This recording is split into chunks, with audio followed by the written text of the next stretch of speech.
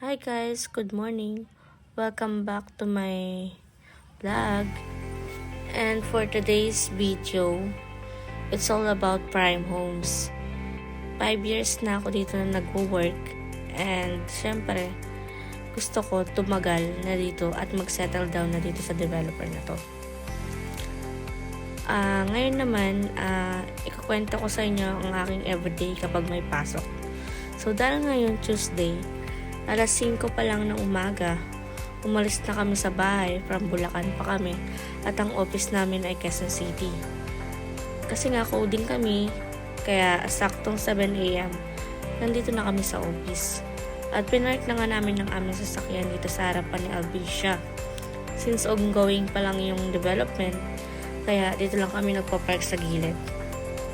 Prime Homes pala is 3.6 hectares development area dito sa may Capitol Hills.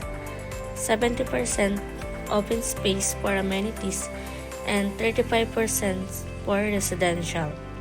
Prime Homes is a mid-rise condominium in Quezon City, pet-friendly and urban botanical community po siya. Spacious din yung mga unit niya, 12 units per floor kaya hindi siya ganun ka-crowded. At ito nga nagustuhan ko sa kanila kasi nga yung mga unit nila malalaking cut. At hindi magsisiksikan lahat ng unit owner kasi nga malalawak yung space. Ika-quick tour ko lang kayo dito sa La Selva. La Selva, ito po yung pre-selling namin na meron siyang 3 tower. Dahlia, Albicia, and Liana, yung bago naming tower ngayon. Albicia and Dahlia turnover sa this year. So as of now, we only have 6 units available sa Albicia and 4 units available sa Dahlia. Yun yung ino-offer namin ngayon na rent-to-own.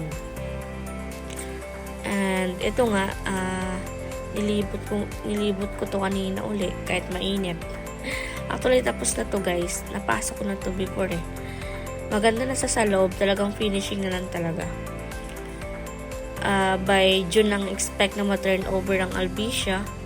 And second quarter naman, this March or April or May, si Dahlia Tower. As you can see, ito yung mga amenities niya na sa pictures na itutur ko ngayon. Dito sa may Prime Homes guys, magaganda yung unit dito kasi malalaki yung cut.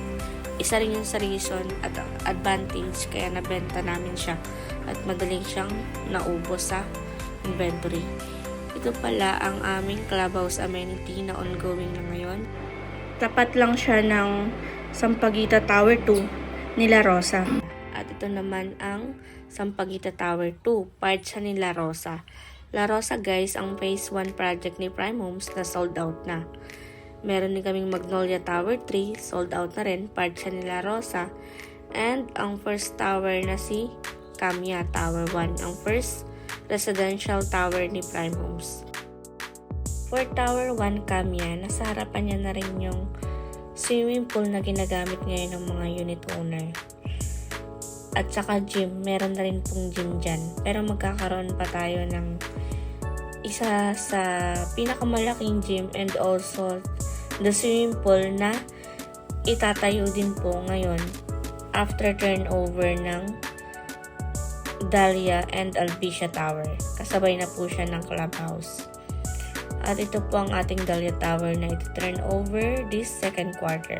Meron din po siyang 3 levels of basement parking. 12 units per floor and 12 physical floors po si Dahlia. Guys, yan o. Malapuno siya, mala garden. Mas maganda yan kapag na-turn over na lahat ng units and nagawa na yung mga garden at mga park dito sa loob ng Prime Homes. Sobrang nakaka-relax siyang tingnan. Para ka lang sa probinsya. Ang kagandahan dito guys, hindi siya typical condo na nakikita natin sa iba na puro building.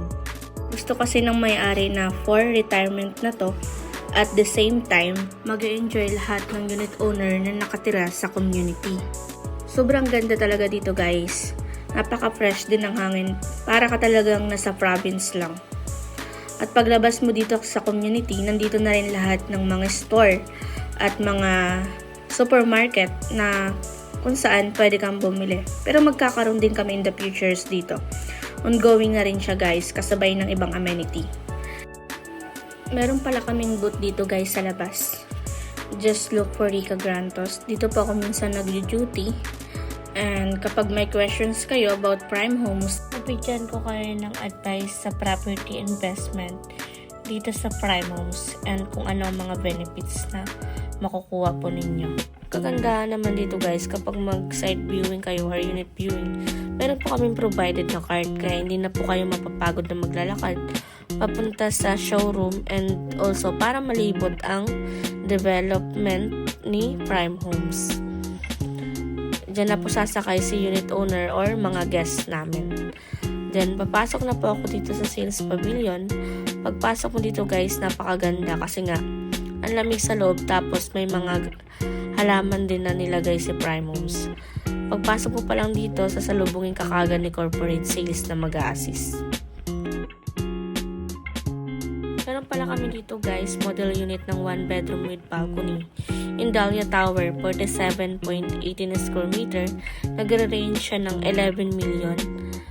With VAT and miscellaneous fee na po yun all in. Reservation fee is 20,000, 5% is pat down to move in and complete requirements. Monthly is 30,000 in 24 months. The balance bank financing or in-house po, the 80% or 85%. In